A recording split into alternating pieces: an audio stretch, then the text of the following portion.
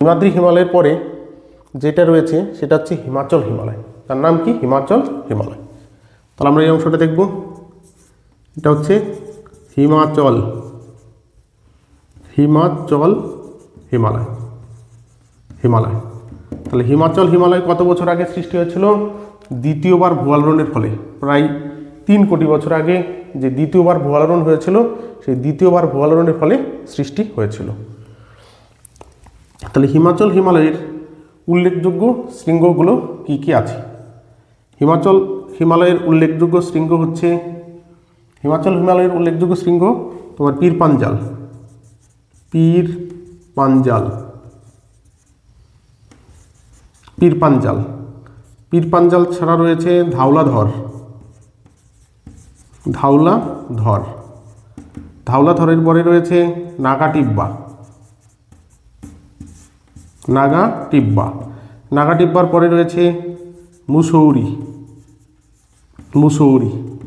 তাহলে হিমাচল হিমালয়ের উল্লেখযোগ্য শৃঙ্গ, হিমাচল হিমালয়ের উল্লেখযোগ্য শৃঙ্গ হচ্ছে পীর পাঞ্জাল, ধওলাধর, নাগাটিব্বা, মুসৌরি।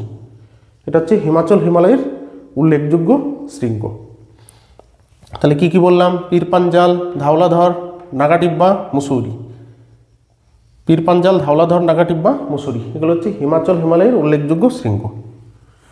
তাছাড়া হিমাচল হিমালয় তোমার ট্যুরিস্ট স্থান, অর্থাৎ পর্যটনদের জন্য বিখ্যাত, পর্যটনদের জন্য বিখ্যাত। তাহলে এখানে উল্লেখযোগ্য যে পর্যটন কেন্দ্রগুলো রয়েছে সেগুলো তোমার হিমাচল প্রদেশ, উত্তরাখণ্ডে এবং জম্মু কাশ্মীরে অবস্থান করেছে। তাহলে হিমাচল হিমালয়ের অবস্থিত উল্লেখযোগ্য পর্যটন কেন্দ্র হচ্ছে জম্মু কাশ্মীর, জম্মু কাশ্মীর। কি আছে? জম্মু কাশ্মীর।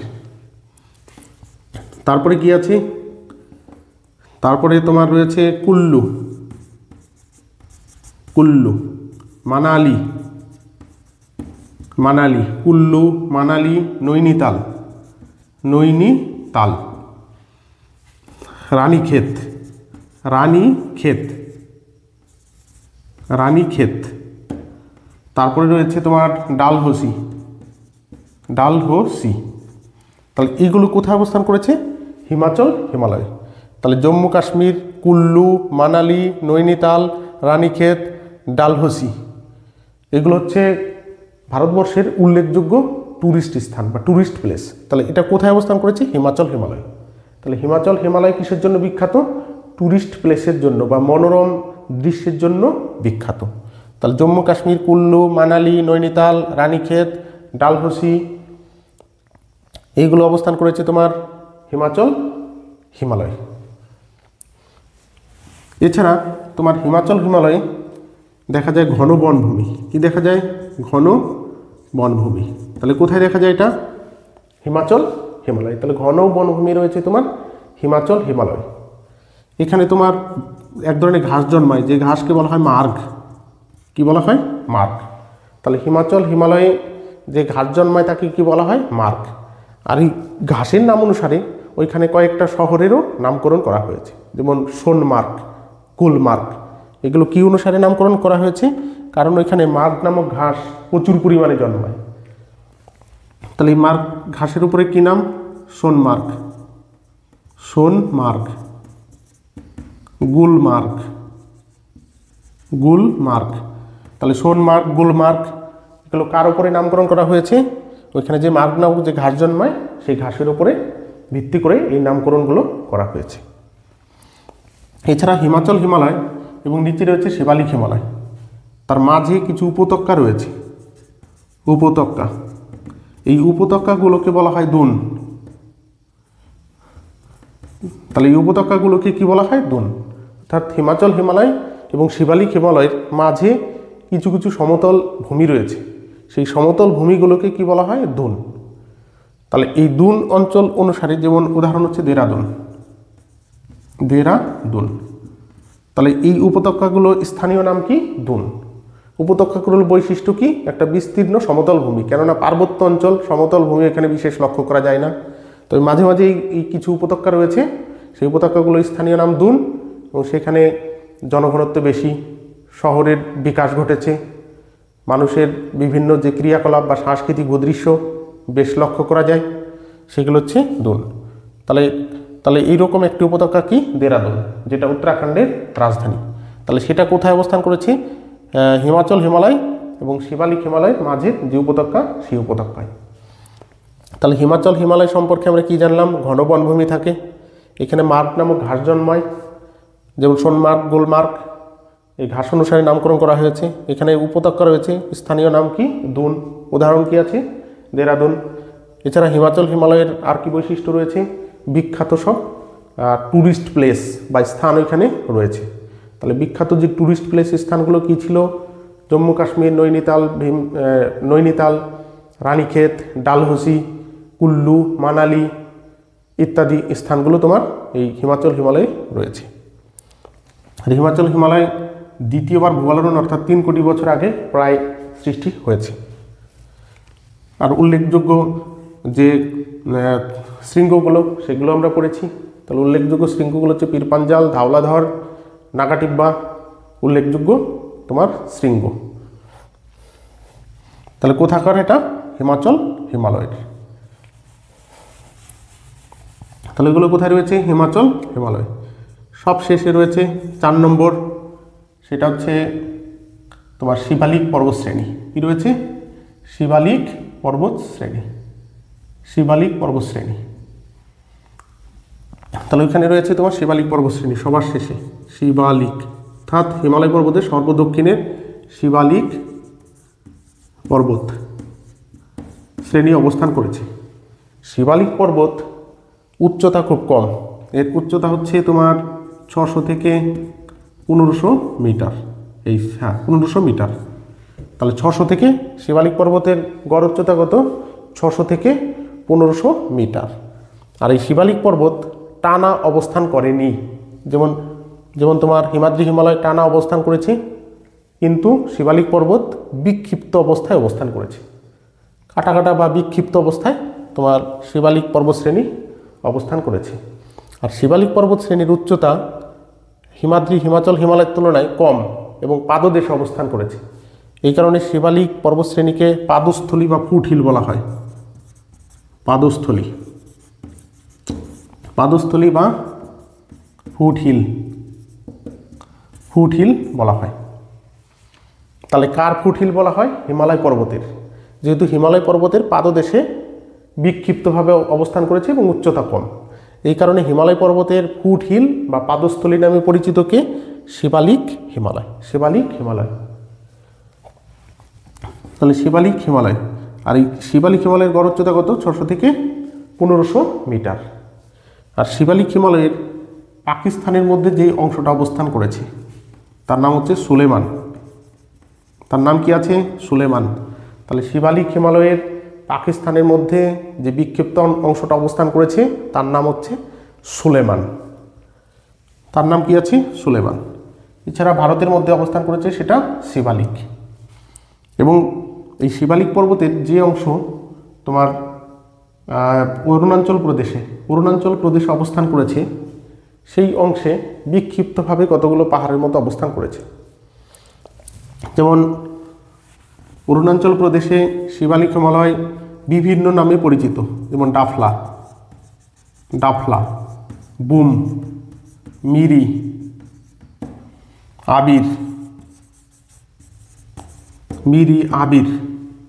তাহলে ডাফলা, বুম, মিরি, আবির এইগুলো হচ্ছে তোমার শিবালিক পর্বতের অংশ অর্থাৎ বিক্ষিপ্ত অংশ। তাহলে এইগুলো কোথায় অবস্থান করেছে? অরুণাচল প্রদেশে। তাহলে ডাফলা, মিরি, বুম, মিশমি, মিশমি, তাহলে এগুলো কোথায় অবস্থান করেছে? তোমার অরুণাচল প্রদেশে। অরুণাচল প্রদেশে। তাহলে শিবালিক পর্বতের উল্লেখযোগ্য শৃঙ্গ ডাফলা, বুম, মিরি, আবির, মিশমি এগুলো হচ্ছে শিবালিক পর্বতের বিচ্ছিন্ন অংশ, এবং এই বিচ্ছিন্ন অংশগুলো অবস্থান করেছে সব তোমার অরুণাচল প্রদেশে। এছাড়া তোমার নাগাল্যান্ডে অবস্থান করেছে নাগা পাহাড়, যেগুলো শিবালিক পর্বতের অংশ। নাগা পাহাড়। মণিপুরে অবস্থান করেছে মণিপুর পাহাড়, মণিপুর পাহাড়। এদিকে মিজোরামে অবস্থান করেছে মিজো পাহাড়। মিজো পাহাড়। ত্রিপুরাতে অবস্থান করেছে ত্রিপুরী পাহাড়, ত্রিপুরী পাহাড়, ত্রিপুরী পাহাড়। তাহলে ত্রিপুরাতে কি অবস্থান? ত্রিপুরী, মিজোরামে মিজো, মণিপুরে মণিপুরী, নাগাল্যান্ডে নাগা পাহাড়। এবং আসামে অবস্থান করেছে, আসামে অবস্থান করেছে মিকির, মিকির আর হচ্ছে বরাইল, মিকির আর হচ্ছে বরাইল। তাহলে মিকির এবং বরাইল আসামে। তাহলে এই যে বিক্ষিপ্ত যে পাহাড়গুলো, এই বিক্ষিপ্ত পাহাড়গুলো হচ্ছে শিবালিক পর্বতের অংশ। তাহলে অরুণাচল প্রদেশ, নাগাল্যান্ড, মণিপুর, মিজোরাম, ত্রিপুরা, আসাম, মেঘালয়, এই অঞ্চলগুলোকে একসঙ্গে বলা হচ্ছে পূর্বাঞ্চল। অর্থাৎ এই যে পার্বত্য অঞ্চল, এই টোটাল পার্বত্য অঞ্চলকে কি বলা হয়? পূর্বাঞ্চল। কি বলা হয়? পূর্বাচল। পূর্বাঞ্চল নয়, পূর্বাচল, এটাকে বলা হয় পূর্বাচল। এই যে এখানে যে রাজ্যগুলো রয়েছে, এই রাজ্যের মধ্যে শিবালিক পর্বতের যে শৃঙ্গগুলো রয়েছে, সেই শৃঙ্গগুলোকে একসঙ্গে বলা হয় পূর্বাচল। একসঙ্গে বলা হয় পূর্বাচল। তাহলে কি কি আছে? অরুণাচল প্রদেশে ডাফলা, বুম, মিরি, আবির, মিশমি। নাগাল্যান্ডে নাগা পাহাড়, মণিপুরে মণিপুর পাহাড়, মিজোরামে মিজো পাহাড়, ত্রিপুরায় ত্রিপুরী পাহাড়, অসমে মিকির, বরাইল। অসমে হচ্ছে মিকির আর হচ্ছে বরাইল পাহাড়। এছাড়া এই শিবালিক পর্বতের বিচ্ছিন্ন অংশ অরুণাচল প্রদেশ অর্থাৎ ভারত এবং মায়ানমারের যে সীমান্তে যে পাহাড় অবস্থান করেছে, এটা মায়ানমার এবং এটা ভারত। তাহলে তার সীমান্ত বরাবর এই শিবালিক পর্বতের কিছু একটা অংশ তোমার লম্বভাবে অবস্থান করেছে। একে বলা হয় আরাকান পাহাড়, আরাকান পর্বত। তাহলে ভারত এবং মায়ানমারের সীমান্ত বরাবর যে পাহাড় অবস্থান করেছে তাকে বলা হয় আরাকান পর্বত। আর এই আরাকান পর্বতও শিবালিক পর্বতের অংশ। তাহলে আরাকান পর্বত কি আছে? শিবালিক পর্বতের অংশ।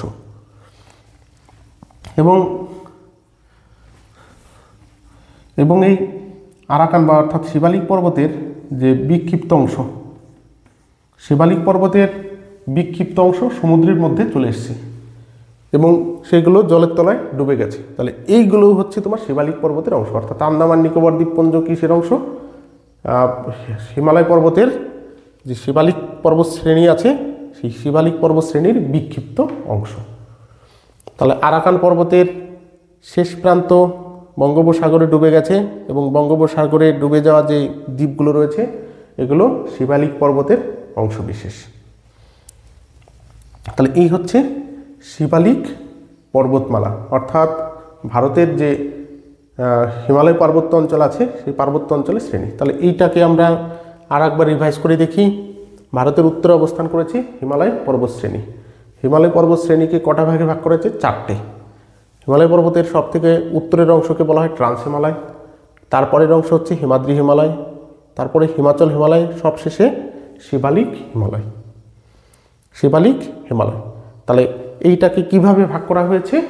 প্রস্থ অনুসারে ভাগ করা হয়েছে, অর্থাৎ প্রস্থ বরাবর ভাগ করা হয়েছে। তাহলে এই যে পরপর যে ভাগ করা হয়েছে, এই ভাগের মাঝখানে একটা করে ফাটল রয়েছে। কি রয়েছে? ফাটল রয়েছে। তাহলে কীরকম সেটা? যেমন ট্রান্স হিমালয় এবং হিমাদ্রি হিমালয়, ট্রান্স হিমালয় এবং হিমাদ্রি হিমালয়ের মাঝখানে যে ফাটল অবস্থান করেছে তাকে বলা হয় সাচার জোন। তাহলে কি বলা হয়? সাচার জোন। যে ফাটল অবস্থান করেছে ট্রান্স হিমালয় এবং হিমাদ্রি হিমালয়ের মাঝ বরাবর যে ফাটল রয়েছে, সেই ফাটলকে কি বলা হয়? সাচার জোন, সাচার বা হিঞ্জ জোন।